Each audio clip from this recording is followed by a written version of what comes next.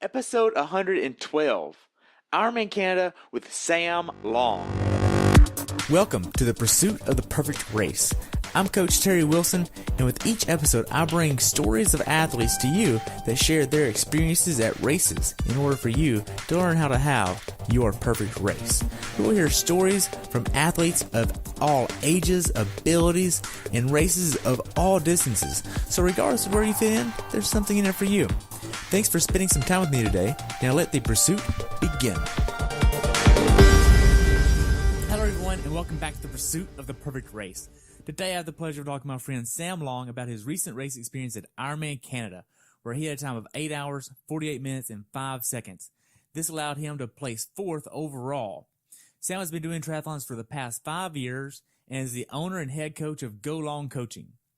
This race took place on July 28, 2018, and the temperature on race day was 55 and rose to a whopping 96 degrees.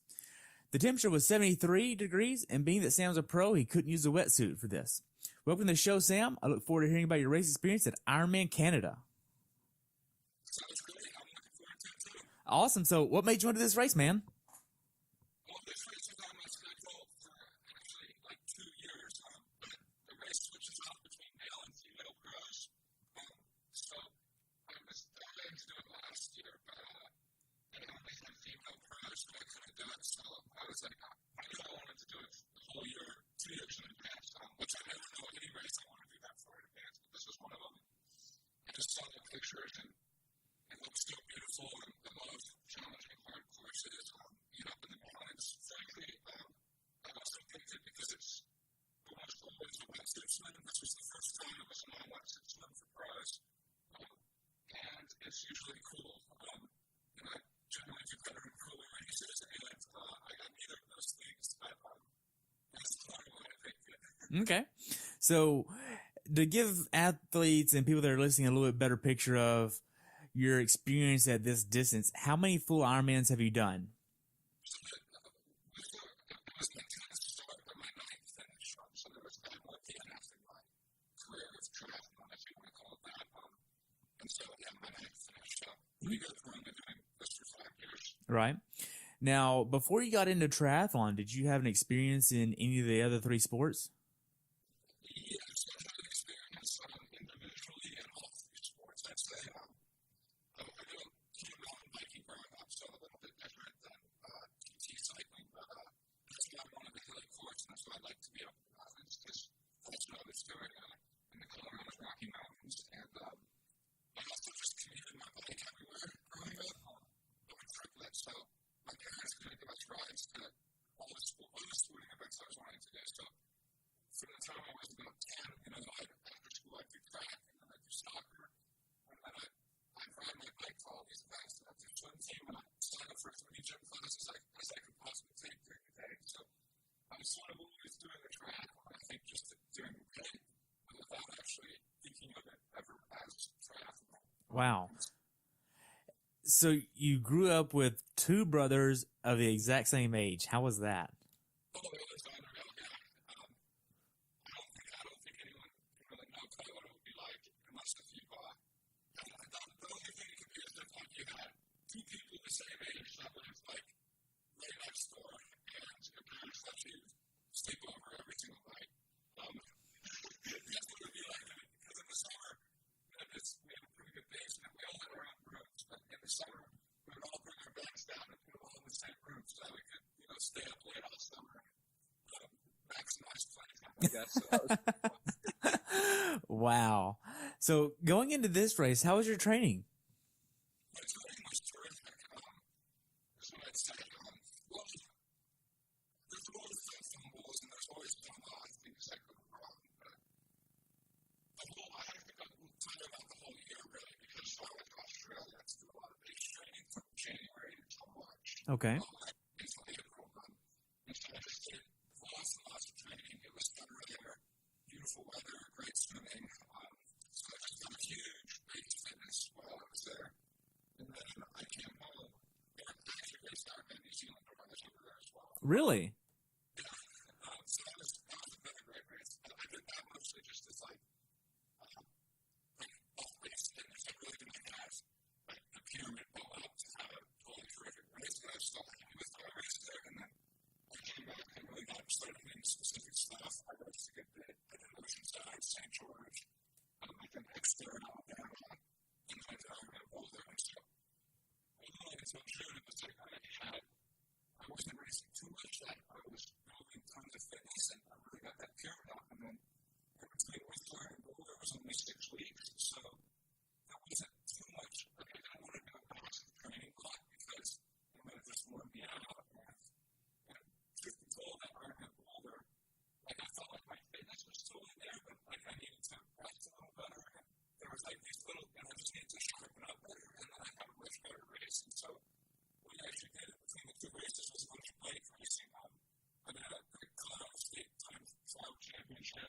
statement around grades, and then in between I just did a bunch of easier stuff, and then twice a week I had very, very hard, sharp efforts.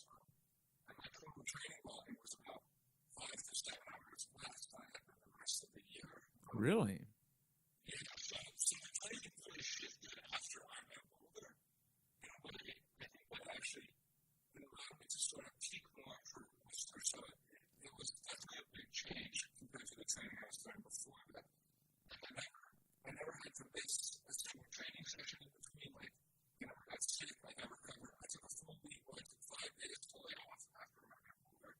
And I was I just did it pretty well again. The taper, I reduced the volume I did 2 weeks out by about a factor of 100%. So I did half as much in the 10 days I did going into Ironman older. And I think all of that led to a better race result.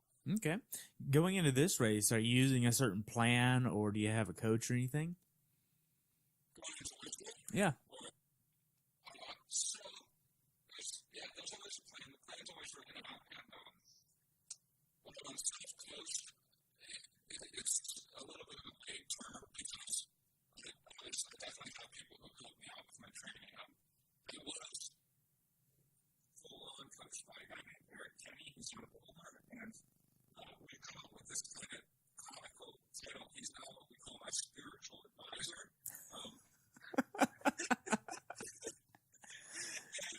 We just do that. So I write all my day-to-day training plans. I write out the whole table plan, and then I'll sort of email him hey, would you have sending me a few comments? And if he sees some big red flags, I'll say you should do this. I'll say maybe put it on this session a little bit, and then I'll call him when I get pre-race nerves. And so it helps me have the confidence that okay, I'm doing everything right, while I still have the independence that I personally need by coaching myself. So it's actually a very ideal situation for me. Okay. Going into Whistler, in the previous 6 weeks after Boulder and in between Whistler, what was the longest swim, bike, and run workouts that you did? The longest swim, I don't try to swim too much. My longest swim was probably 6,200 yards. I said it's 6,500, somewhere around 6,000 yards. But I hit 5,000 yards 3 days a week. So I'm getting over Ironman distance 3 days a week. I don't feel like I need to go and swim 8K ever. Occasionally I might, but not so often. My longest bike was 165 miles. Wow. I did that twice. 4 days apart. Jesus. That was a big ride. You think?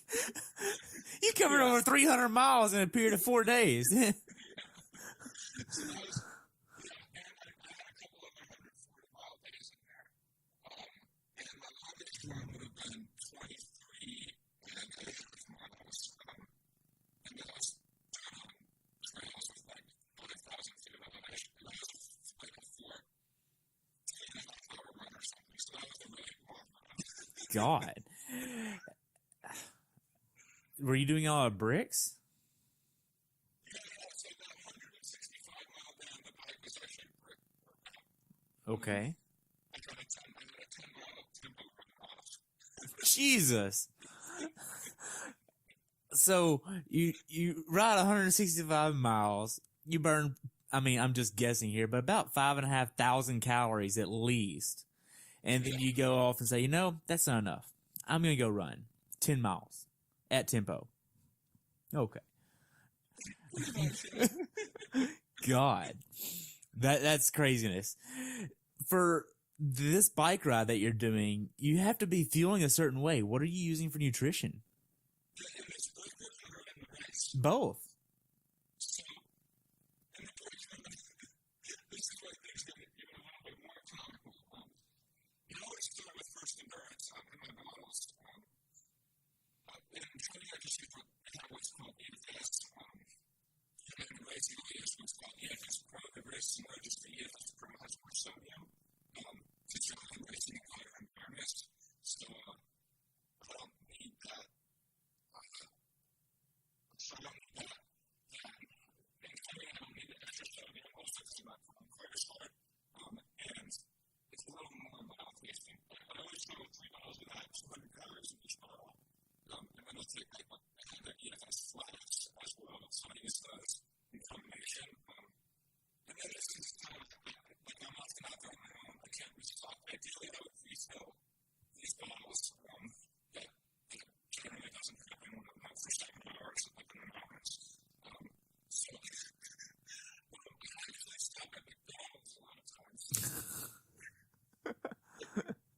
What do you get at McDonald's to help fuel?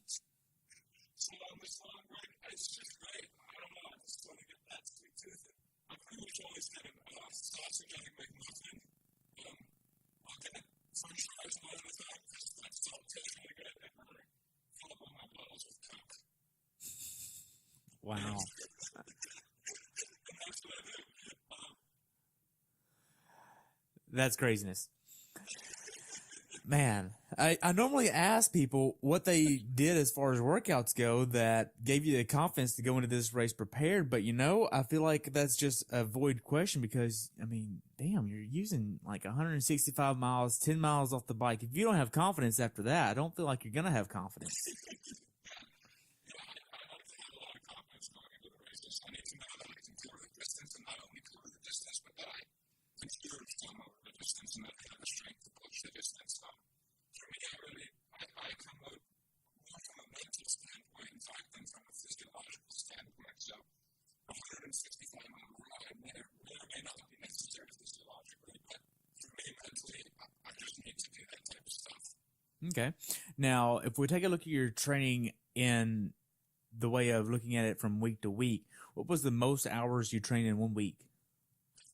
I think it was every single week, so because I got a week recovery, and I've written a good blog post on this. If you really want to get into all the numbers of everything, I wrote a blog post about my whole training plan on my website there. So you can if you really want, it's kind of a numbers blog if you're into that type of thing. But I had a 3-week blog, and every week was between 28 and 29 hours, so that was pretty consistent. Okay. Now, with that many hours, did you ever have any days where you just didn't want to train? Not really, no.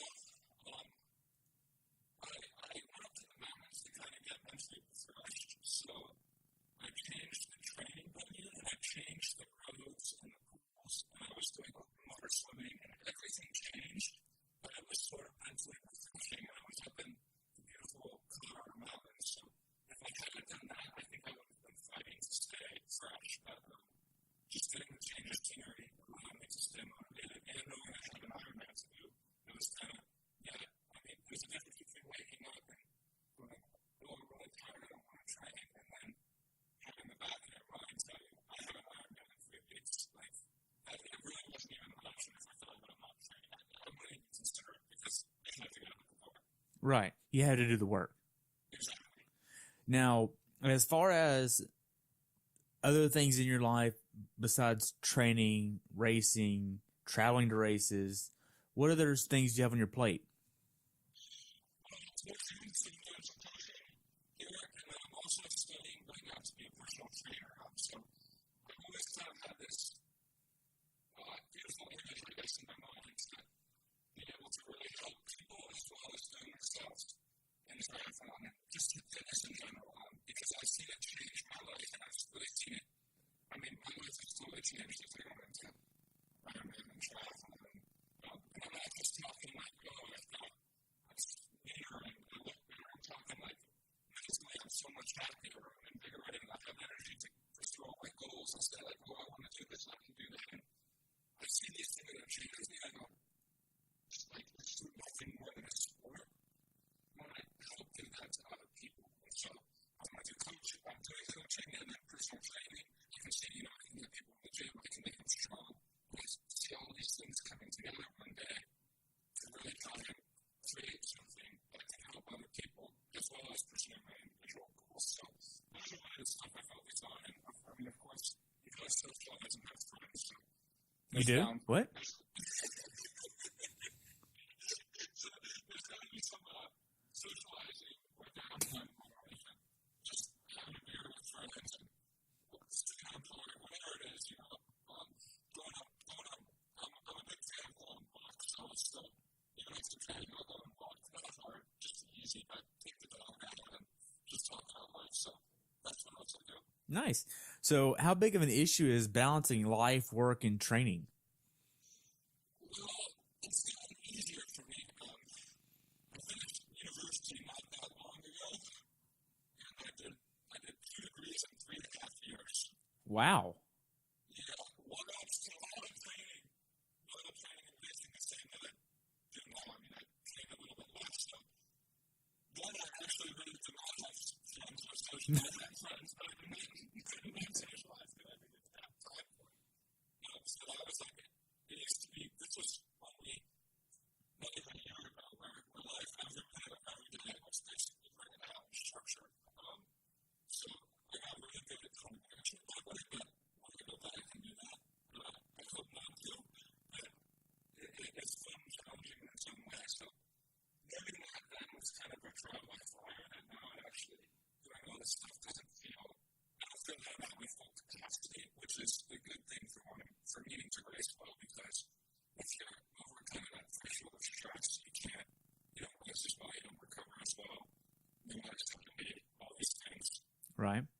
to shift gears a little bit, how far away from the race venue do you live for Whistler?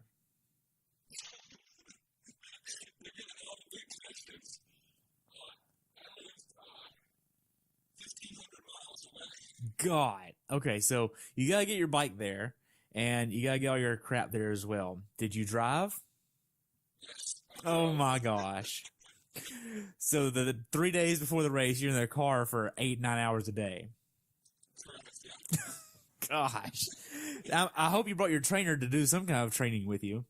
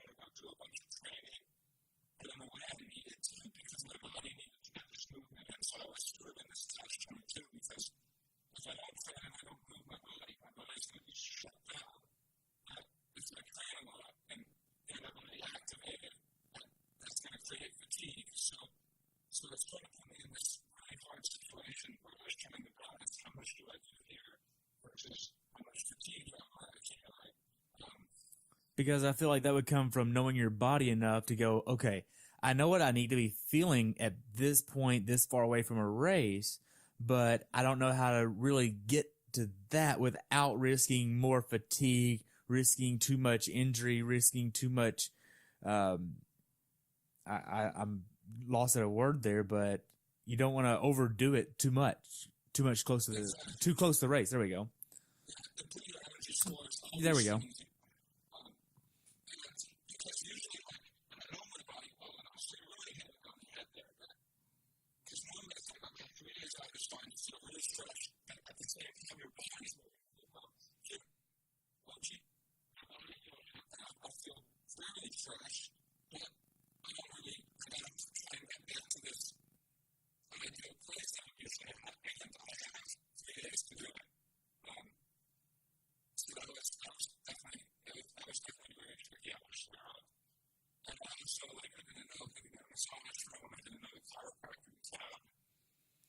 Do you know now?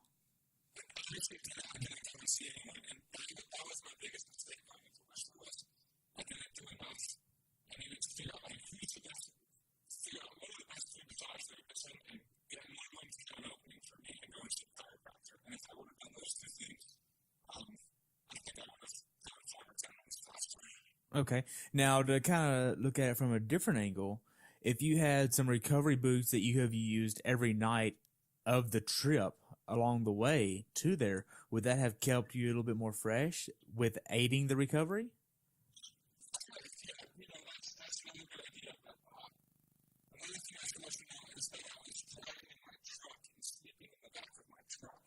Oh.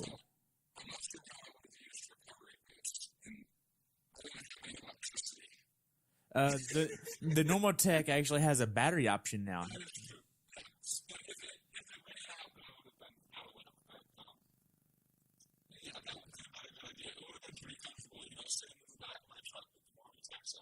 So you're really literally traveling 1,500 miles on a budget of just gas.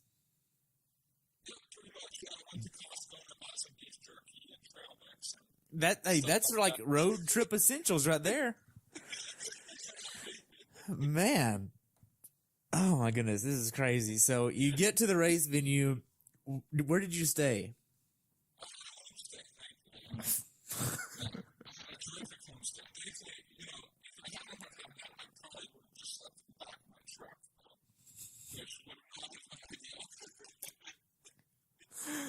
Gosh. So to fast forward just a little bit here, the check-in process at the village and getting all of your stuff for this race, how was that?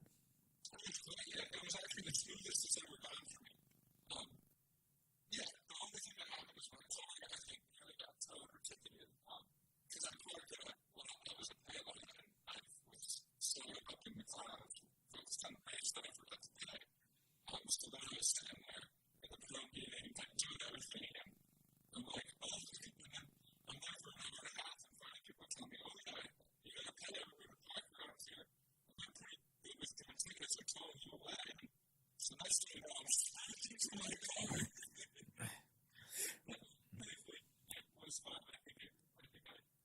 I got lucky there. Wow.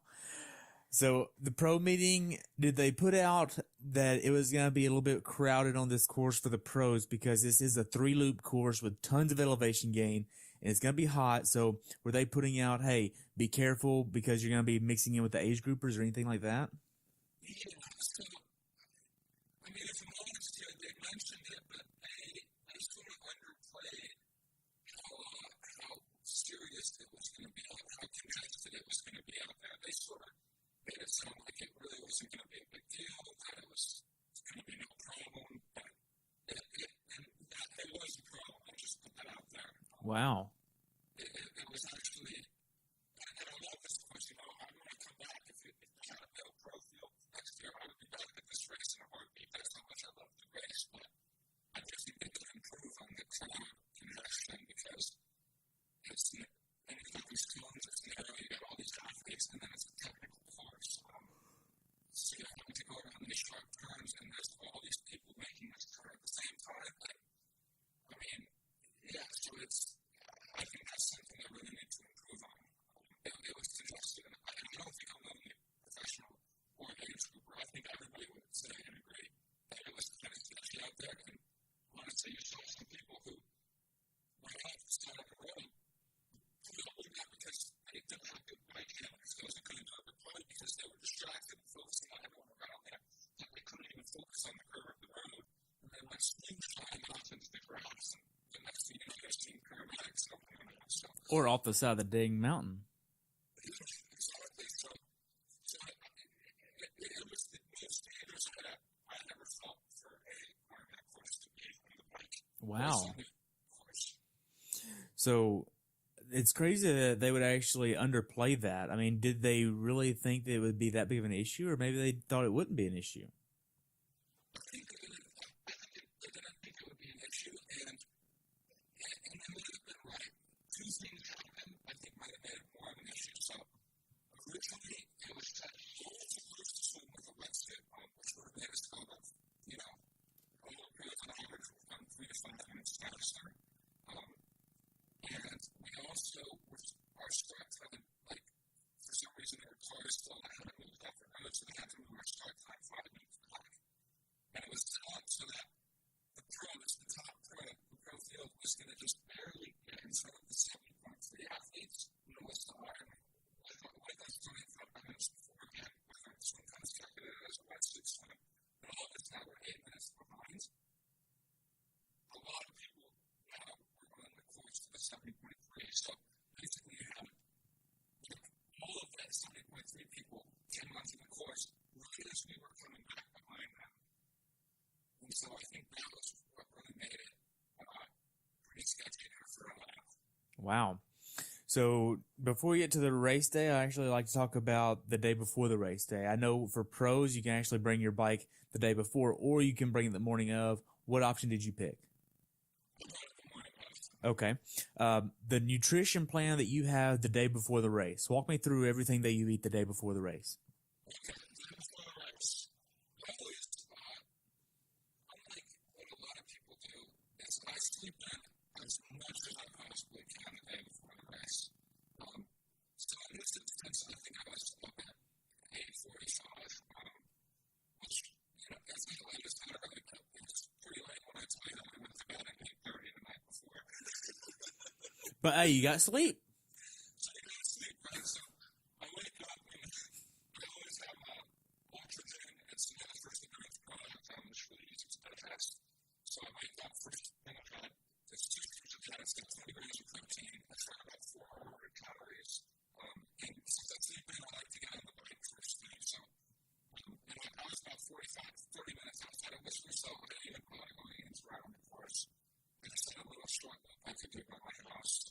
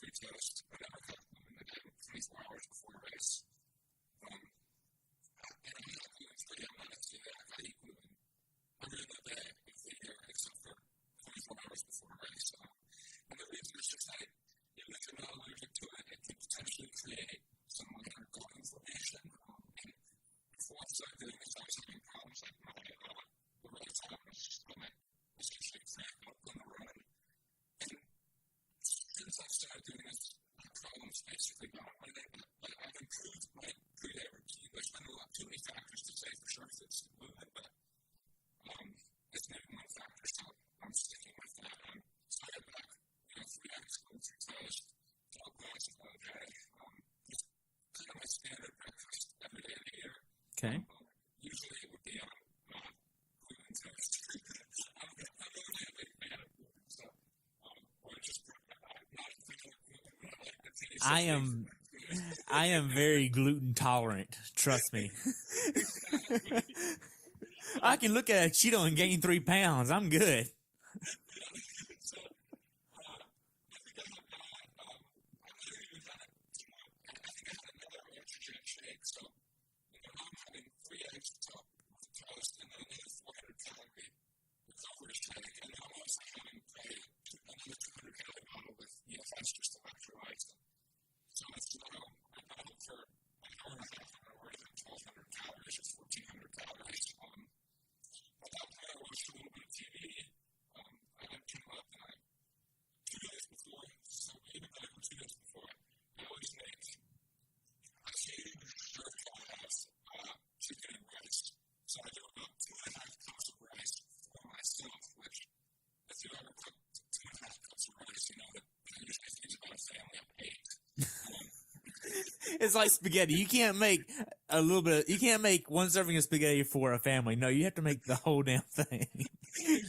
Hey, invite the neighborhood. We got spaghetti tonight.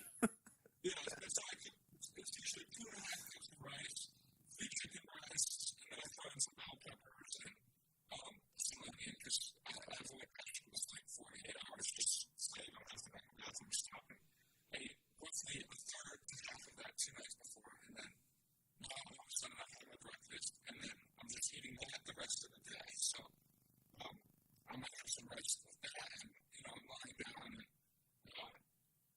in this instance, I would actually took another nap from 11 to 12. So I was up for 2 hours and 15 minutes, and then I took an hour nap, and then I woke up again and like, well, this lunch is going to come in now. It's just so easy to digest for me, and I'm just always doing that. And so I came to like, I basically had 3 miniature lunches of this, miniature for pretty much any standard person you would call this a regular meal, but I eat quite a lot of food. So, and then by 4 o'clock, I'm actually eating lettuce, and that's actually turns into my dinner as well. So in this instance, my dinner is at 4 o'clock. I usually have that about 5:30, but Ironman Whistler, we started at 5:50 in the morning, so it was an hour earlier start than almost any other race. So you shifted your normal ritual by an hour and some change to accommodate the earlier start. And then I'm assuming you probably went to bed an hour earlier as well. Correct, yeah. I was in there an hour earlier. It was a little hard to actually fall asleep an hour earlier, but I probably ended up falling asleep still a half hour earlier, so I was very happy with that. How much sleep do you think you got the night before the race? Well, I was up at 3:10, and I was in bed by 8. I don't think I fell asleep until about 9, so 9 till, let's just say 9 till 3. So about 6.5-ish hours, 6-ish hours. 6 hours, I'd say. And in this instance, I slept better than I, so it was a shorter time than I think I usually get about 6.5 to 7, and it's usually much more fitful sleep this late until I went to bed. I think I was up once or twice in the night, which is nothing the night before an Ironman. I'm usually up every hour. All right. Now to kind of look at what you're putting in every bag, what are you using for your run bag, your bike bag? Are you using special needs? What does all that look like? Yeah, that's a great question. I started using special needs for the last 1 Ironman on the bike and the run. I've always used it on the run, but I started using it on the bike now, and I think it's going to see a big change in how I feel later on in the run. So, I mean, I can just go through each bag real quick. Okay. I've got my morning clothes bag. I'll actually put my wetsuit stuff, so I'll put all my swim stuff, and I'm getting ready for the swim. I just take that stuff out as I'm putting it on, and then I put my morning stuff in, and then it's good. I like that kind of goes smooth. So, and the swim bag, I always carry my swim skin and my wetsuit or my morning as a professional you have to, because, we all thought of it.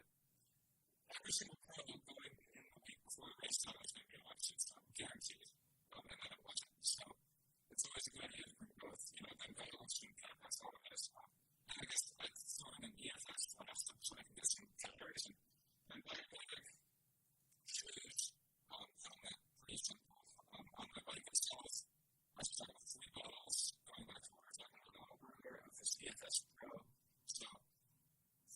first bottle I started with right out of the sun was a little lower calorie. It's just about 150 calories just to kind of get hydrated and, counting the calories isn't nice, adjusting from the swim. I know some people believe, I personally believe that's the way to go. Other people I know will eat a lot of food right off the swim, so I guess that's maybe personal preference a little bit. And then each of those other bottles has 440 calories in it. Okay. And you're trying to get about 300 to 450 calories per hour on the bike? Yeah, 400 for me is 400 is the minimum for me on the bike. Oh, okay. I need 400 minimum I found. So I wasn't too sure how long this bike was going to take. So again, it was a new course. We had never done three. Nobody had ever done 3 loops on this course. So nobody knew if it was going to take 430 or 40 or 450 or 415. So with that small range, I got more than I thought I needed. So at 450 each, so that's 900. So those first 3 bottles had 1,050 calories on it. Each bottle had 1,050 calories. No, sorry. I started all 3 of those bottles combined. Oh, okay. Had 1,050, yeah. Okay, just making sure I'm on the same page. And the mixers had 2 bottles each. The 2 of the bottles, each one individually had 450 calories. So that's up to 900. And then I had sort of my hydration bottle. And I used the first half hour just to let it swim. And that just has 150 calories. And then in special needs, I just have 2 more bottles. And each one has another 450 calories. Gotcha. Now, we know that this is going to be a little bit of a warmer day. Did you drink more electrolytes or anything the day before to prepare for the hotness? Yeah, so the CFS Pro is just my savior. So the day before, I'm just drinking that water throughout the day. So, I probably got 500 or drinking that the day before. And then if it's a cold race, and I touched on this a little bit when I was telling you about my training. If it's a cold race, I would just go with what's called EFS. It's not EFS Pro. It's Right. lower sodium. And if it's a hot race, all my bottles are just EFS Pro. So that's sort of simple, and that's the only difference I have to make. It's like, well, if it's going to be hot, it's all EFS Pro. If it's going to be cold, like if it was going to be 45 degrees, every single bottle would just be regular EFS. But if it's somewhere in between, we might do a mix of 2. Because the CFS Pro it's got tons of sodium. Each one of those 450 calorie bottles, I'd say it's got probably close to 1,500 to 2,000 milligrams of sodium. And I'm drinking that at an average of 2,000 milligrams of sodium an hour. So I know that might be more than enough, but it's not because it's taking too much sodium, but it's definitely going to be enough. Right. Now, to kind of touch on your race day morning ritual before you leave your Airbnb, or in this case, your homestay, what was that like before you left to go to transition that morning? So in my homestay, there were 3 other male pros there. Okay. Who all was there? Cal Wilbur was there, who unfortunately had a flat tire, so he didn't finish the race. But then the one I met 70.3 over 1 week later, so he was an option. And then Mark Oxley was there as well. And then Adam Clay was there. Nice. So y'all all got to kind of hang out together and mentally get in the same race mode? Yeah. We kept it pretty light. We weren't being so serious. I think we knew there was another day plenty of seriousness ahead of us. So I think we kept those days in kind while still, not being very nervous at the day ahead. So it looked a little different than it usually looks because there were 4 male pros there. And we're all picking up our individual breakfasts. And but it's usually pretty quick. I get up, I eat breakfast. I always get on the front roller just to get everything loose a little bit. And I do some yoga as well. I'm kind of weird about waiting from Boulder, Colorado. Go figure. So I do some yoga moves, every gas and flow, and then I'm good to get out the door. And of course, a few bathroom stops, so don't forget about those. You drink coffee the morning of the race? I will have one half a cup. Caffeine is subject I can touch on real quick. Sure, go ahead. So, a week out, I don't have any caffeine. I like to keep my tolerance well down so that my race day caffeine affects me to a greater extent. And then the studies have shown that in general, people don't do well with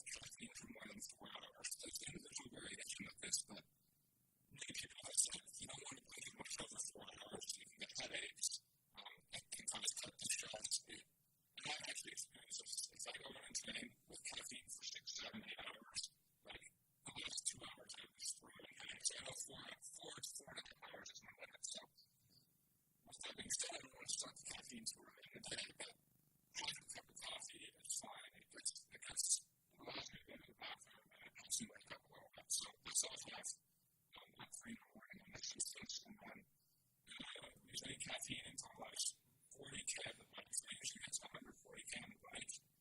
And then we'll come back to first endurance here because they've got so many great products like that. What's called pre-race. The name's a little misleading because you don't just have to take it before a race, you can take it during a race. And so in my special needs models, one of those has that, right?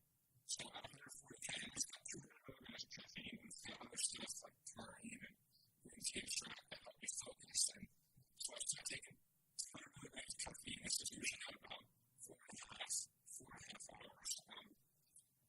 And from here on out, caffeine is going to be a steady intake during the race. So I take that in an hour, and then once I got into the run, I've got another splash.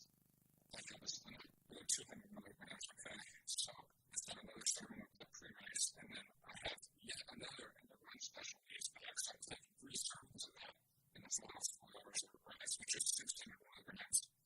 And that's not even counting the Coke and the Red Bull and Anything else you can get your hands on. Exactly. So it's reasonable to say that I'm easily taking in another 300. So I'm doing 900 to 1,000 milligrams of caffeine, I'd say. In this instance, for sure, because I drink a Red Bull with enough to go because I was like, oh my God, give me some wings Red Bull. So Wow. I'm going to have to definitely look up where I can get that study because I would like to actually read that study of the caffeine for 4 hours. I want to actually see what they did there. To kind of go a little bit more, so you get to the race venue, race morning. You've already got your breakfast and all that taken care of. You get to transition. What kind of bike are you using? You like it?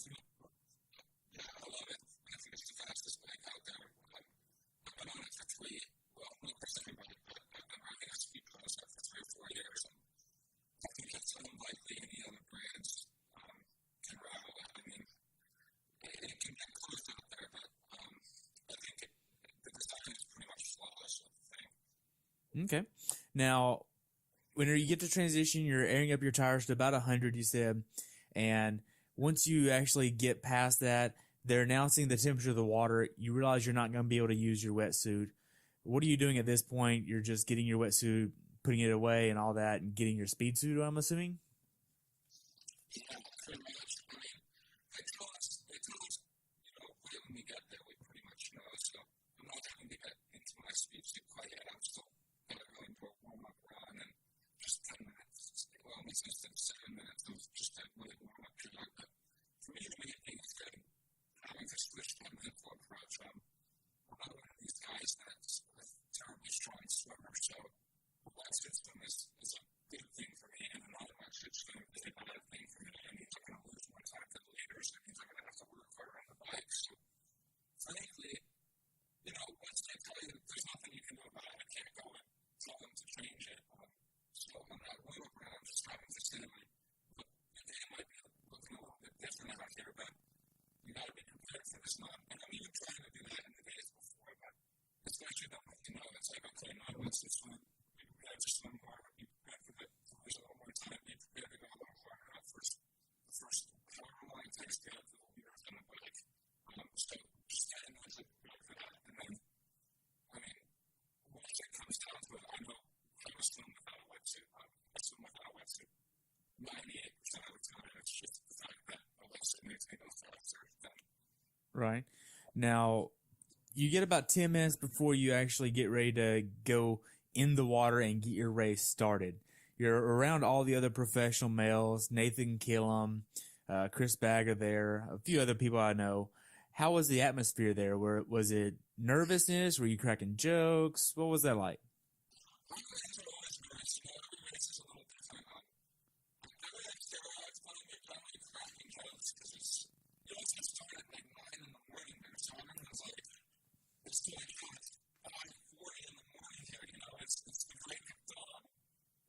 Intimidating because they know they have 8 hours or more of suffering ahead of them.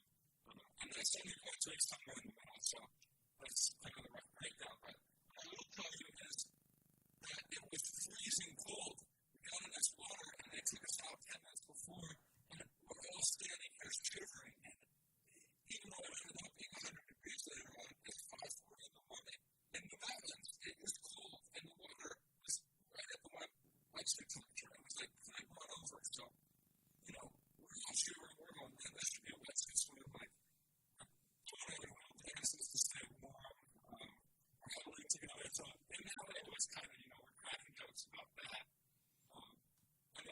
tell us, oh, there's another 5 minutes delayed. And we're like, oh, great, now we have Can we get back in the water? They told us, oh, you can go back in, and like, we can only get in up to our knees, so what was that going to do? So Hey, it was, what's that good for? it was really realized that, like, the water didn't get deep. They were like, yeah, you can go 10 meters out, but the water 10 meters out was knee deep. Just the tip. So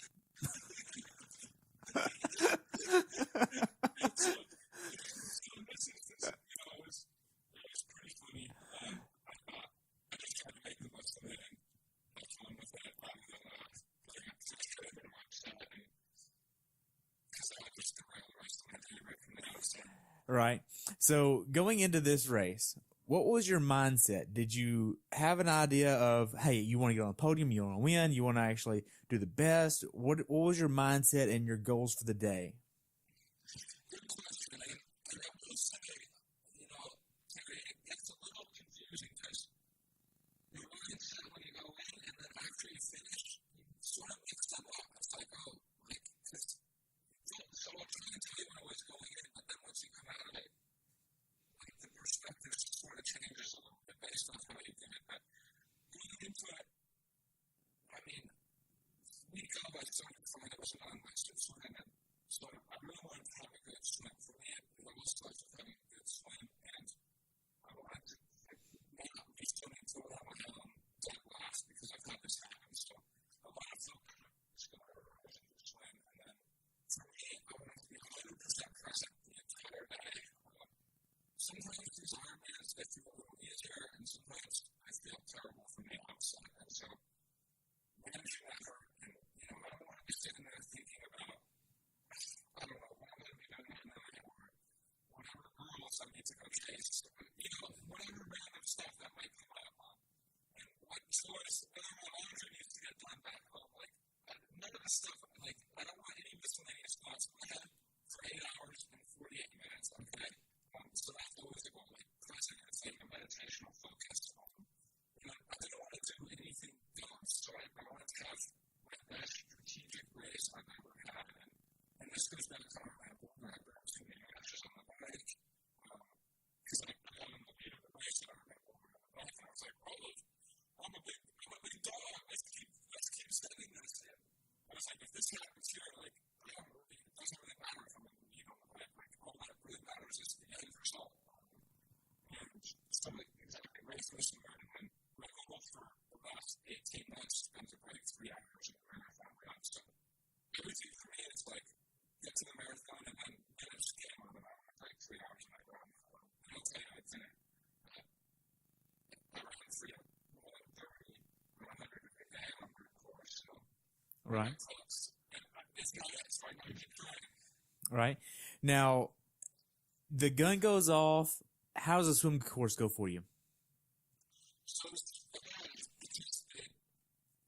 they decided to start us.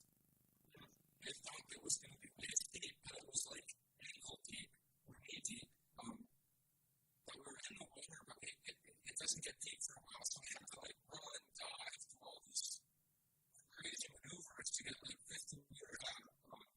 So that was rather uncomfortable because we're kind of hitting each other, we're bumping into each other, and finally gets deep enough so that we can actually swim. Once we swam, I got fortunate enough to be in a group, and maybe could have swam faster, but I didn't have a group. So I was bumping, and I didn't think it was going to be like that. I thought it was going to be sort of like we were just swimming, so I lost some time there. And then the problem is once everything is fine, it's like you really can't, unless if you're a very strong swimmer, it's quite hard to pass people up. So we're all just kind of gentlemen after the rest of the day. And truthfully, the swim felt rather easy for me. I didn't really feel like I was working for it at all, which was a good thing. I didn't swim super fast. And there's a little bit of a consensus on like, I don't know if it's completely true, but that course was a little bit wrong. Really? Yeah, just based on entirely off. I mean, I'm talking to Matt Russell about it. He's raced over 40 Ironmans. Okay, he's got a pretty good distance on an Ironman swim. So he thought I was the meters. A lot of people have their watch GPS. GPS isn't able to find about 400 meters long. So, and this is a lot to people. And so they're looking at it and not swerving all over. So I do think it was about 300 meters long, 400 meters long. So if you had got a little tired because now it's like, we're 0.2K instead of 3.8K. So this one was pretty smooth. It's good to get it was exhaustion, which it wasn't so bad for us. I feel bad for a lot of the people that we came flying past, right? Because we're like, this is our livelihood. We're like going through something else. This is, I hate to say it, in the land, all this coming through, we're kind of going to just swim over you for the most part. I mean, right. And it's unfortunate, I wish it wasn't that way. I wish I could say, pardon me, excuse me, I need to come past you, but that's not the way it works, Wow. Now, you get done with the swim and you get ready to get on the bike. How did T1 go for you? Great. I think I was a group of, about 8 guys. I was the first one out of the transition, so the class, whatever, they had 10 seconds, 15 seconds on it, I was the first one out of the transition now. So my transitions are usually pretty quick, and it was pretty smooth, nothing that I go on smooth on.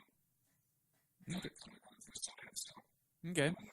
Now, you get to the bike, you get out on the bike. I mean, let's just put this in perspective. You were in T1 for 1 minute and 46 seconds. You were rolling through there pretty quick. Now, you get to the bike, you head out, and your trek doesn't let you down, but you have some issues here with your glutes and your legs here. What's going on here? Yeah, so correct. I maybe get 2 miles into a 112-mile bike ride, and my glutes are on fire. Okay? And terrible pain as well. So, and what's going on is they were shut down from the drive. That's what's going on. Really? Yeah, so that's exactly what we're talking about right there. And I haven't done, I was telling you about my catch-22 of moving my body and doing training and my body moving well versus being recovered. I did it 2 enough on the side of getting my body moving enough. Well, at least getting a massage, we're putting massage into that category. Chiropractor, like, maybe I could have done exactly what I did, but just got a massage and a chiropractor ain't gotten there. So before, a day earlier, and I think everything went fine. Do you think that if you could have gotten an actual hotel room on the drive up, that could have played a better part into it rather than sleeping in your truck? Yeah, I also think that would have played a role. So, Okay. correct. Now, as far as your cramping and GI issues, did you have any of that? None of that the entire But day. your legs were just overly fatigued from the get-go. Would you say overly fatigued or just not snapping? I would not say my legs, because my quads and my hamstrings and my calves felt terrific. Okay, it was just the glutes. Okay. And it was the start of anxiety that, well, I started in the glutes, and then because of how it's connected, glutes opens up in front of the thigh, and then because your glutes are the biggest muscle of your whole body, right? So if those aren't working, you're having to use your quads and your hamstrings and all these other muscles, which get but thankfully these other muscles, we're still feeling good. Because, I stretched them out, but these muscles are a little easier to get activated after a long drive, but these glutes shut down. And especially in the TT position with how you're bent over, once the glutes shut down, the pain moves up into your whole back. Right. And I'm sure if anybody has seen the We Are Triathletes movie, I mean, you can very much relate to this about how they depicted one athlete that had no legs and he has to use his glutes for the entire bike. And it's the same way that here. And I think with sitting down, you sitting down for 10 hours a day for just a period of 3 days, and this happens. Imagine if you worked in an office environment where you're sitting down for 8 to 10 hours every single day. And what's that's going to do for over a period of years versus just a period of 3 days? Correct, yes. Like, that is just a mind-blowing, quantifiable description, but it's true. I mean, sitting down is just one of the most worst things that you can do for very long times, and I think this is a good depiction of that. As far as a nutrition plan and nailing your nutrition plan, you're aiming for about 400, 450 calories an hour. Did you hit this?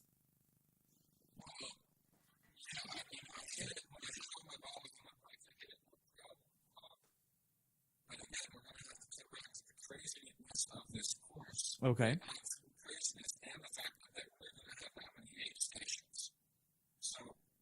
Didn't have that many aid stations. What do you mean?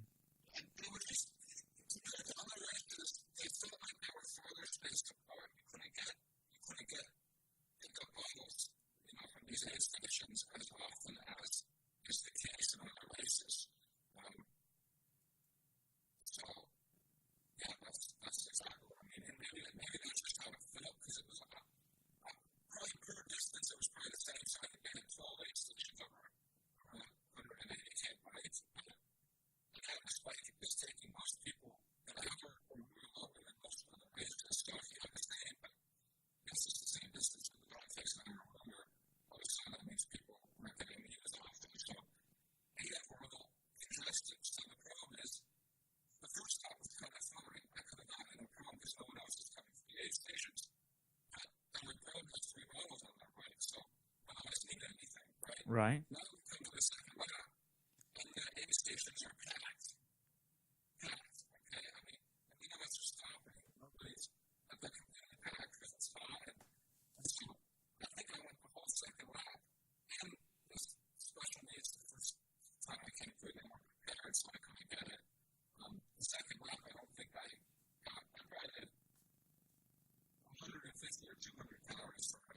Oh, wow.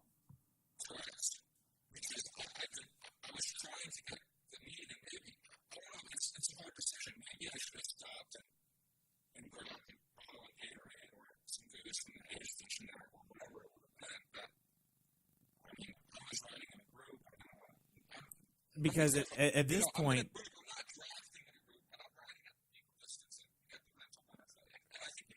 right, I do. And to put this in perspective, if you stop for 30 seconds, by the time you slow down, speed up, that's almost a minute. Going at the speed that you're going, that's more than a half a mile. So, I mean, a half a mile in this race would mean the distance between getting off the bike a minute behind and then almost 400 meters down the road on the run. That's what we're talking about here as far as stopping and getting something. You're thinking of that's almost a quarter mile on the run. That's what that's worth.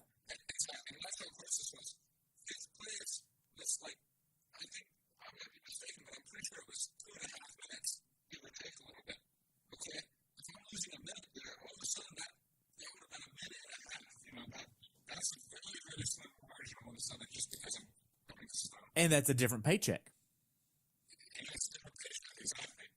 So, I mean, whenever you think of getting Gatorade, it's, do I want this paycheck or that paycheck? That's what you're looking at. Can my body go on less? Because if it can, I can go on less and get a better paycheck. Now, if we take a look at it from a different perspective, would it have been an idea to make your concentrate more concentrated on your bottles with the EFS?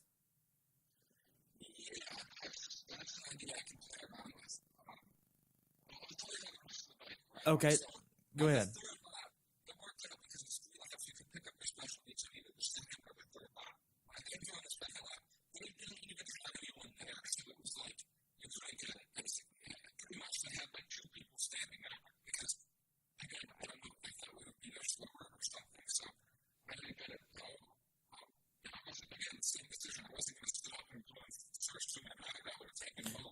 Yeah, that would have been 2, 3, 4 minutes at best.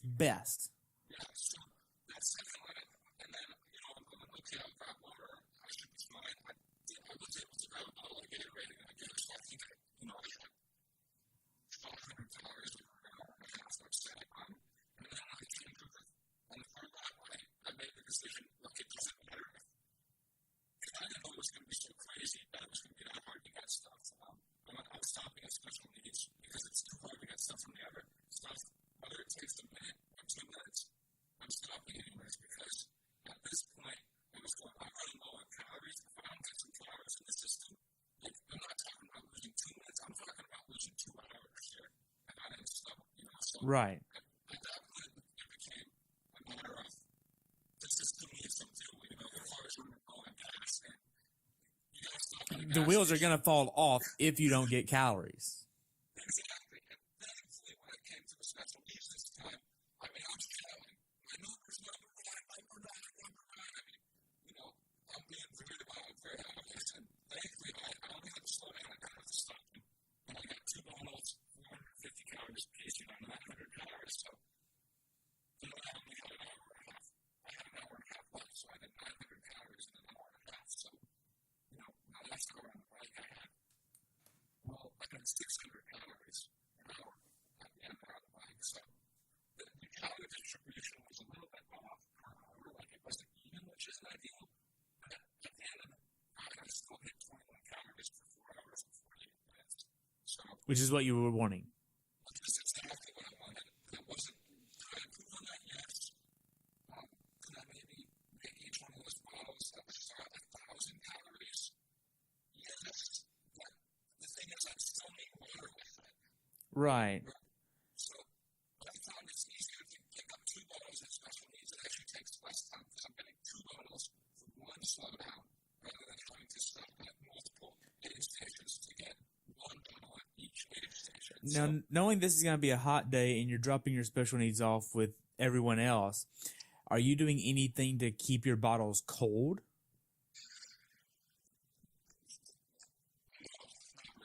Okay. The short answer is no. I just keep them in the fridge. So they're chilled when I get them in the morning. By the time I get them, I would hope to say they're cold. They're not roasting hot, but they're not. Especially on the bike, that's what I do. I played around with freezing them before, but it just seems like you lose it. For one, you never know, is it fully melted? Is it still 50% frozen, which then makes it kind of worthless. And the other problem is that when you freeze it, right, ice expands, so you never know how much to fill it up, and you're going to have to fill it up less. No matter what, if you freeze water, you have to fill it up less. I never know how much has to fill it up, but I don't want to lose that volume because to me that volume is more important than having a cold drink. It's like, yes, a cold drink feels so good, it's so tasty, it's delicious, but is it any faster?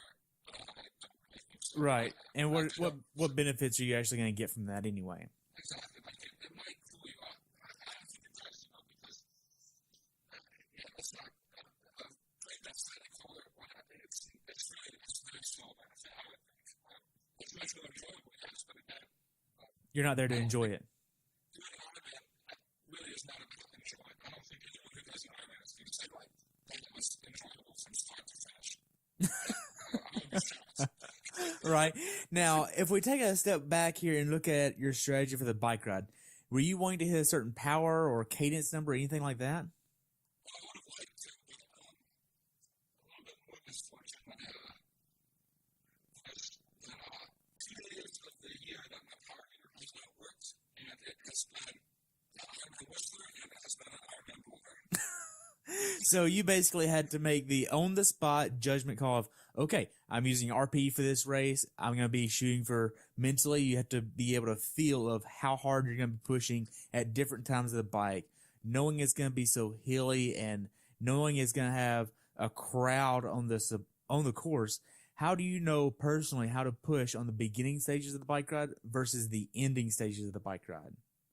Yeah, so exactly. Normally I would just, for the most part, be looking at power and saying, okay, I know exactly what power I wanted to hit and exactly how I would execute with that. But when it's, and I do, I mean, I ride my bike about 15 to 20 hours a week. Like, I've got a good feel for it regardless, and I think it's also, I'm trying to stay with groups. I'm trying to get myself to the front of the race. So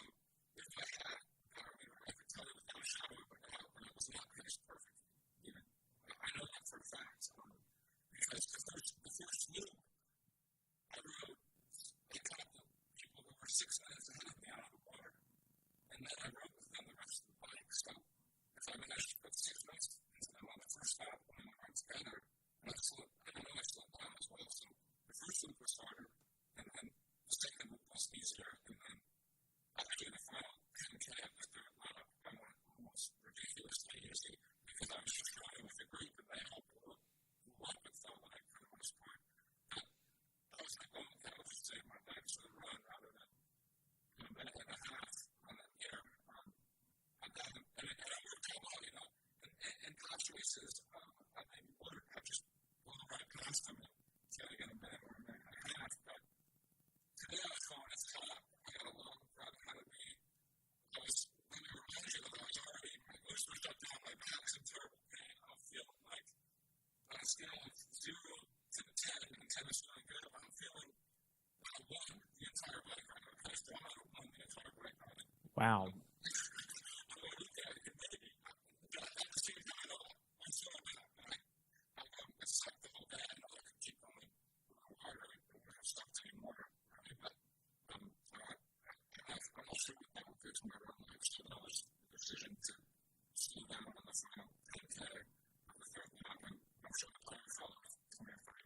Right. Now, looking on the bike course, did you see a lot of bike wrecks? Did you see a lot of flats, mechanicals? Did you see a lot of that?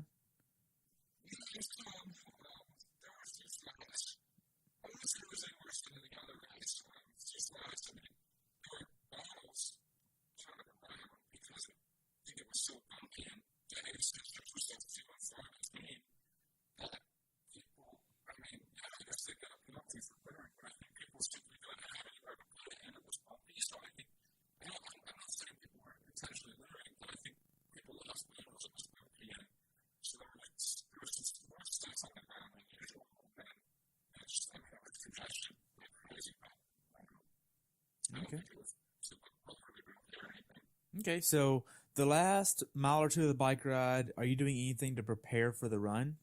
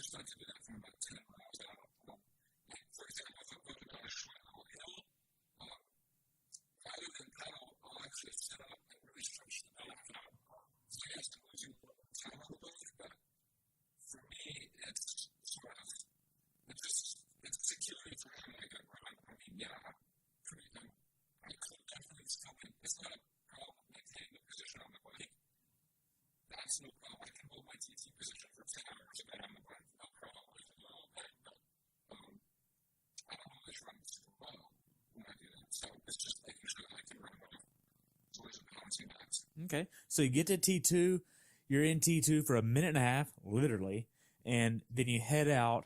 How does T2 go for you along with the first few miles of the run?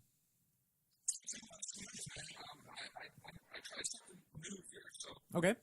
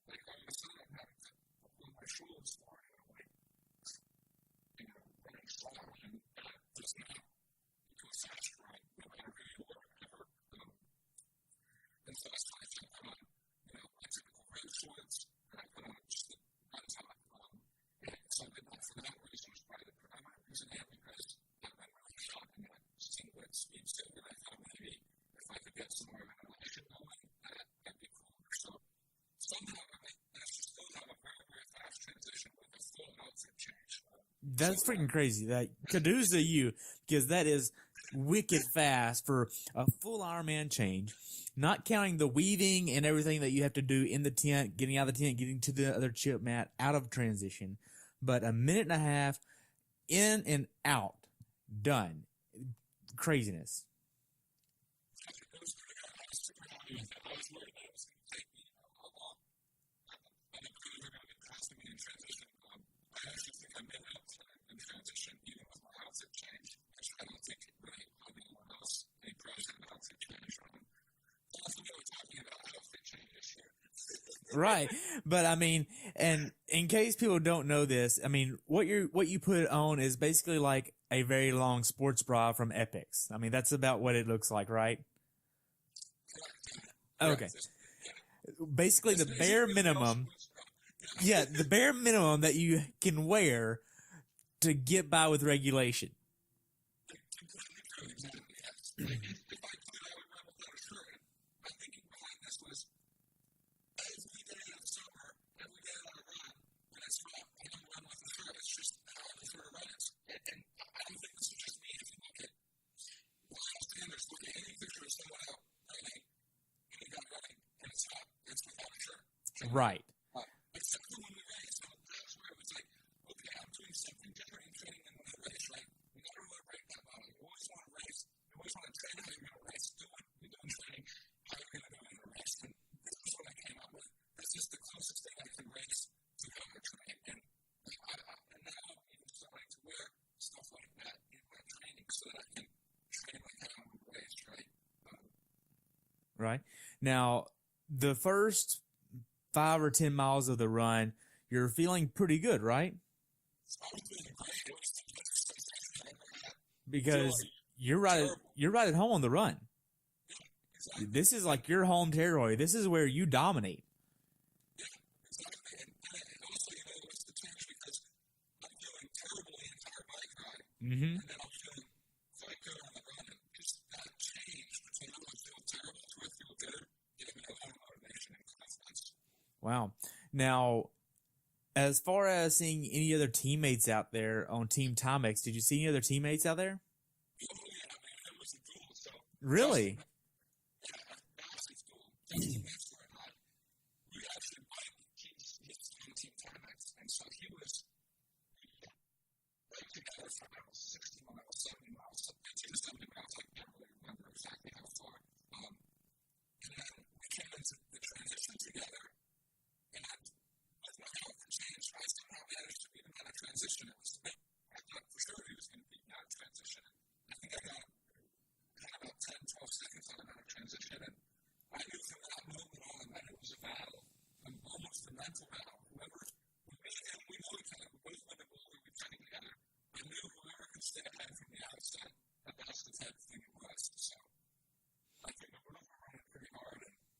And he had a great race as well. At times, so I think I got over about 2 minutes on the first 20 when and then he started closing it in, and it got really intense. At one time, it was down to 5 seconds. Oh, really? So he was like breathing down your neck. Yeah, it was really running on my feet. But thankfully, it was an awesome experience. I love racing people, but when you know someone and you train with them and they're on the same team as you, they have a way of pushing you harder, and you want to beat them more than you want to beat someone you don't know. It's a hard fact to understand the psychology, but it's just the truth. Like for example, if my brothers were to do Ironman and they were to be running behind me, it would be like, I'm running, whether it kills me. I'm going to put myself in the ground, but I'm not going to let them win. Exactly. That's how it would be with my brother. With my brothers, and, so there's a level. Justin's, he's dominant as a teammate, so I think we both push each other harder than we individually done. Okay. Now, are you using heart rate? Are you using pace? Or what kind of strategy are you going off of to literally attack this run? So, I did something a little different here for this run. No heart rate, no pace. Just I've done that. I'll do that for most other races for pass, for steroids. So no watch. Just a stopwatch.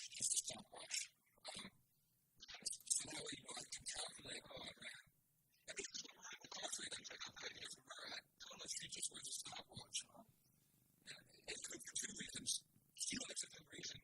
One reason I know she likes it is because it keeps you thinking, right? You come to the 1 mile mark and you have, and in this case, when you come to the 3 mile mark and you have to go, oh, what's my average pace? So it keeps you present rather than having the device just do it for you. The main reason I like it is that it keeps you totally on the field. And anything can happen in an Ironman run when I'm warm and some races, and I have to do my best day. So I wanted to, for example, my first one I was 8:10, okay, which is slow for a run that was terrible. And I don't know, geez, it's going to be a hard run. And it was like, because I knew that fact, I made myself worse off than if I just and I'm all right.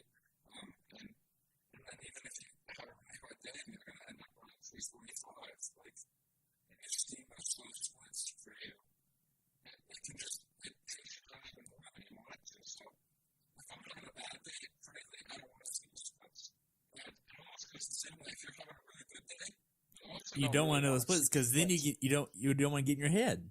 Exactly. Like if you run a mile too fast, like let's say you run 7 miles from Ironman, and you're feeling really good, and you run the first mile, let's say at 6:10, which won't be too fast, and you're still running at 6:10, but let's say you do, and it feels still deep that you don't even feel like you're running. Okay, like Go for it. You got a 6:10 mile, you got 58 seconds for free, right? Like, but if you see that, I can pretty much tell you most people see that on a watch and they're going to freak out. But if I'm 6:10 mile, and I'm speaking for 7 minutes, now I need to slow down, and then I'll slow down. Well, maybe, who knows, maybe I go 6:10s. Yeah. Now, what was the funniest thing that you saw on this run course? The funniest thing I saw, I guess, I don't know, it was more something I heard. So, because I'm wearing the man runner, right? So I'm showing runner shorts on. I'm coming up this hill, and these people start going, "What are you doing, girl? You're amazing!" That is awesome. And then I get 20 feet closer, and they go, and they're like, "Oh, girl, this is cool." As I come by, they're like profusely apologizing to me. "Oh, we're so sorry. We know you're a guy now. We need to call you a girl." I was just like, "Oh, Wow. So if anybody actually follows me at all, they'll know that I am a big proponent of the short shorts. Like I've been wearing the 1.5 inch seam for, gosh, nearly 10 years now, and I love it. I don't care. It is what it is. They're comfortable. Now, mentally, how hard was this run for you? it was quite hard. I will tell you that it wasn't as hard as the bike, to be honest. The first, I would say like this, the first 20 miles of the run, well, 18 miles of the run was actually easier than the bike, which is not how it usually goes. The final 10K of the run was nearly impossible. Okay, I wanted to walk every step. I wanted to stop. I wanted to lie down. I wanted to sit and shake. So you really had some mental demons that you had to fight off there. Completely, I mean, I'm telling my, in my head, I'm going, and I'm in third at this point. I was in third until about 23.5 of the run.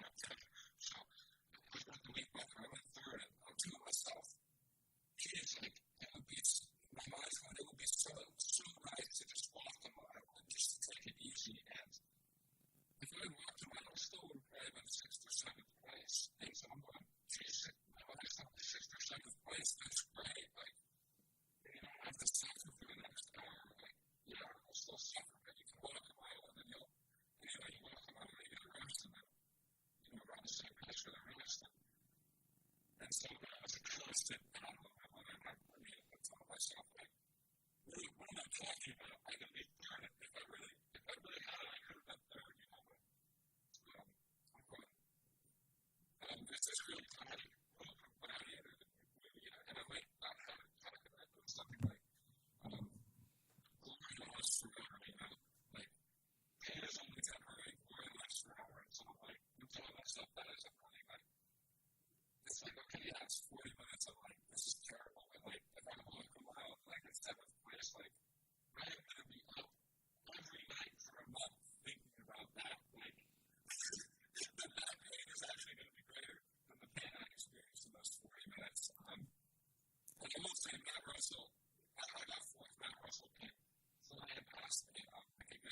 And you couldn't keep up? I just could not do. He put like a little over 2 minutes into me and 2 miles, like from the time he passed me. He was just moving, like it was amazing. I mean, in that instance, I'm shaking up. I wanted to go next time. I gotta get stronger and faster and keep up with him. But on that day, I couldn't beat him. On that day. Did he say anything as he flew by? Wow. So the last 800 yards of the run course, you're getting closer to the finish. You can hear the finish. You can see you're in the village already, basically. How was this finish line experience for you?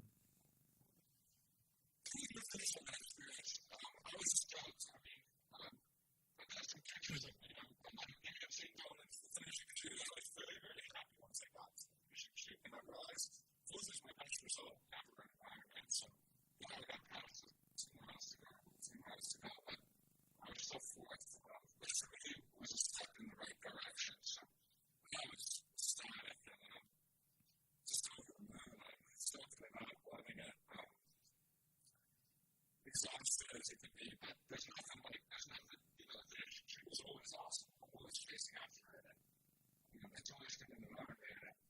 Usually I don't let myself enjoy it as much as I maybe should, because I don't know, I feel like I gotta be up there to really enjoy it, but this time I felt I deserved it, and I had really given it all out, so I had time to it, and then I crossed the water and basically just collapsed. Wow. So describe the emotions you were feeling at the finish line. First, it was like, I gotta lie down, and I actually pretty much, if anyone has a finishing move, my finishing move is basically not to lie down like I'm dead. Once I cross the finishing line. It's not on purpose, it's just happens, but it's like I can't go a single step, and everyone's asking me, the volunteers are asking me, geez, we want to get this guy to the med center.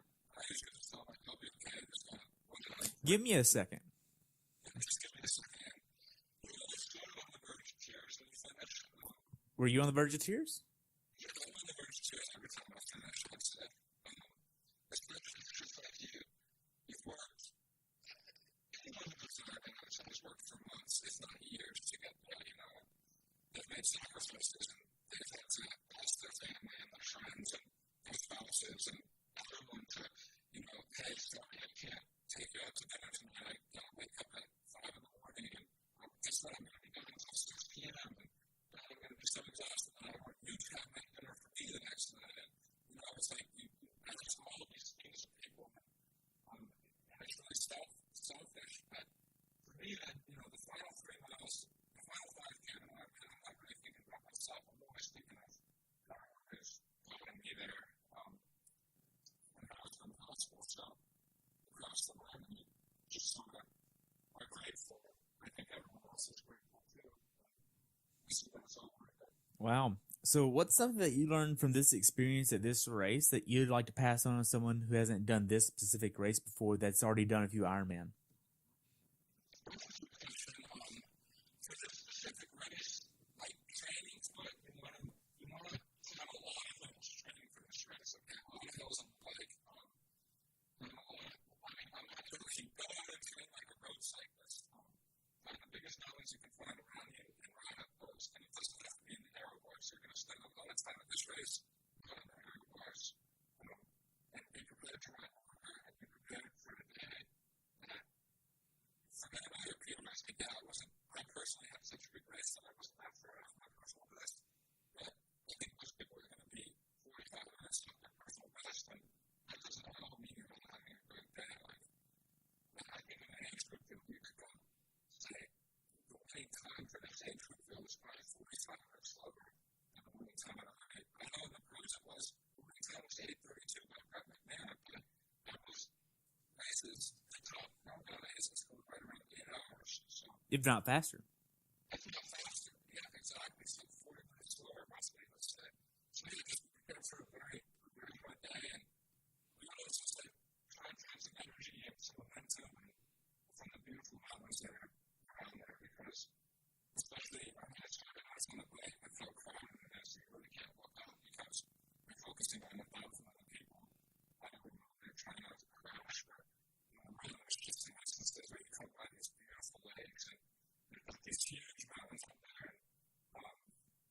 least it's the suffering of it that I think just stopping and getting a picture of it here and just looking at it for a reason. I'm like, oh my God. Wow. I'm part of this. I'm part of this universe. I'm partaking in this universe with this beauty. And these families have been here for thousands of years before me, and they're going to be here after. And this is a cool event that I'm partaking in. Wow. So, how could Ironman have made your race experience as an athlete better? That's a good question. I think they did a pretty good job. I think the main thing we need to do is figure out some logistics on that bike course. That's really the main thing. The run, I've got nothing but great things to say on the run. I mean, if there's some distance that's a little bit long, perhaps get out there and measure it. Or, I'm not for sure if it was a long, but I think it was a little long. And it is fun. It can be a little long, but it should be not long. It should be exactly right. When I said that, like, it's not, something with the congestion, and I think it would improve everybody's experience and the safety of the event. And that's probably the thing is the safety of the event. Okay. Now, for first timers that are doing this race, what advice would you give them? First time I'm doing this event, I would tell most people to do Ironman Whisper as their first time. If I'm dead straight honest with you. If you're doing Ironman Whisper as your first event, you're a tough son of a bitch. That's my advice. If you're doing it as your first one, be prepared to be really tough and that's harder than other Ironmans. That's the thing, again, it's a beautiful course, and you'll just be prepared for a very, very hard day, and that's pretty much it. Wow. So we covered quite a bit, and we went over on the time. No big deal on my end. Do you have anything else to add about the race? We covered a lot. I think it's pretty good. I just wanted to say that, I mean, maybe not exactly like at times it got too congested, and I want to just make sure I'm not bashing any people or age group, because I love sharing the course with everyone, and I'm not complaining that you're on the course that you're in my way. One minute, I'm in your way just as much as you're in my way. It's just the fact that we have so many people out there trying to go fast. 2,800 people on a 3-loop course. It's just going to happen. Exactly. So I just want to, if I come off like that, I just want to make sure that's not my intention. I'm stoked to see 2,800 people out there racing. I wish every Ironman had 2,800 people on the road because I love racing with other people. But it's just logistics that we got to figure out how to deal with. So that's To make it safer for everybody. exactly to make it safe for everyone. I want it to be safe for everyone. So I mean, if we could have a race where you have 10,000 people on a 4-loop course, that's perfectly fine as long as everybody's safe. And there's absolutely no wrecks, no mechanicals, perfectly no drafting. That's fine. Like, I'm good with that. that'll be the greatest race ever. Yeah. You'll be around 10,000, 5,099, one of your best friends, Yeah. I would love to see a race that actually has 10,000 athletes in it. Like, that would just be great. Yeah, that works well with no wrecks. No wrecks. So to kind of transition a little bit from talking about the race, I know you're doing Mont Tremblant, right? Correct. What else is next for you? So, I'm going to do Ironman, which is in about 2 weeks here, and I'll do a little cycling 3 days a day, just 2 weeks out. Yeah, that's just kind of for fun and training, and then I'm going to actually switch over to exterior focus for the rest of the season. Nice. So I'm going to do the National Pan American Championships here in September, and I'm going to do exterior world championships. So that's the plan. I'm going to qualify for Kona, so I'm going to have to deal with that. But I'm telling myself I'm not going to go, but things can change. If you qualify, we'll just go. It's easy to say that. It's really hard to pass up the goals. So I'm telling myself I won't go because I think it would be a lot of my body and my age. Yeah. So what races are on your bucket list aside from Kona?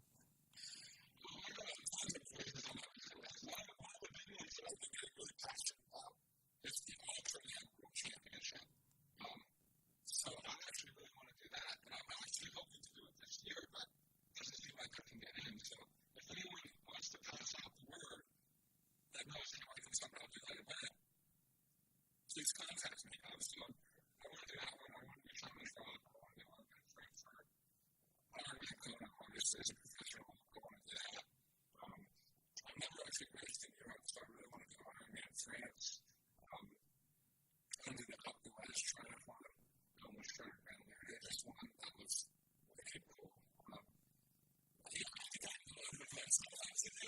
Nice. Well, so how can athletes follow you? So the best way to follow me is on Instagram. I'm the most social on Instagram, I guess, which is Sam Long. Facebook is pretty good as well. And then if you want to sort of more in-depth analysis, my website's great, my blog. So again, like I'll write things like, let's look more about numbers or race reports, while Instagram will get sort of more day-to-day, but less than that. So that's the best. And then there's Sam Long as well. So Sam Long is pretty easy to remember, especially if you last name and I've got a blog. Nice. Well, Sam, I only have one more question for you, and it's the staple of this whole podcast. What is your definition of a perfect race? So I answered the question that the definition of a perfect race mentally is being completely in the moment the entire day, right? So you don't have any of those extraneous thoughts. And not only that, but you have to deal with you have to only deal with positivity. And that doesn't mean direct movements don't come up. It doesn't mean it doesn't get really, really hard. But it means when they come up, you find a way to turn it into positivity, right? So, for example, I was very, very proud of how I handled the bike, okay? It took me 10, 15 miles to do it, and I thought about dropping out hard time. But by the end of 15 miles, I turned it into, because I feel so bad on the bike, I'm going to feel much better on the run. I'm doing this no matter what. I'm finishing no matter what. It doesn't matter what happens. And from that moment on, I didn't think about dropping out again. And it was positively on the bike, even though I felt terrible. So you're in the moment, and you only deal with positivity. And then from a logistics standpoint, you don't make any huge blunders, right? You don't forget to put your bike shoes on, and you don't forget to put your run shoes in transition, stuff like that. That also has to happen. So I don't think you ever really get a truly perfect race, which is why you call it the pursuit of a perfect race, I'm pretty sure. Yeah, it's pursuing it because, I mean, for somebody to have a perfect race that is defined by these type of moments and these type of executions, it's really hard to have that. Exactly right. And for example, I was saying I'm really proud of how I turned that in, but it took me 15 miles. If I could have done it in 1 mile, that would have been way, way good. That would have been 15 times better, in my opinion. Right. So I had 15. I need to improve 15 times over still. That was a very good race. Very close to a perfect race that I already had, and I still have 15 times to improve. Right. Well, Sam, I just want to take a minute and say thank you so much for coming on the show, being a part of my experience, and being a part of what I'm doing. Thank you so much, and I've enjoyed so much. I've taken so many notes on everything that you've said. Thank you so much for sharing everything. I've enjoyed it. Thank you. Yes, thank you. It was my pleasure as well. Awesome. I'd love to have you back on after Mont Tremblant if you'd love to come back on. Let's do it. Awesome. Well, I'll put it on the calendar and have you on back. Awesome. You have a good day, and we'll talk soon, okay? Sounds good. All right. Thanks for tuning in today. I hope you were able to learn something from today's episode. If you enjoyed the show, please take a minute to leave a review on iTunes or share it with a friend. Be sure to subscribe so you never miss an episode. If you'd like to see pictures from this athlete's race, learn more about who I am, what I'm doing, or be on the show yourself to share your story, check out my website at CoachTerryWilson.com. Until next time, continue the pursuit.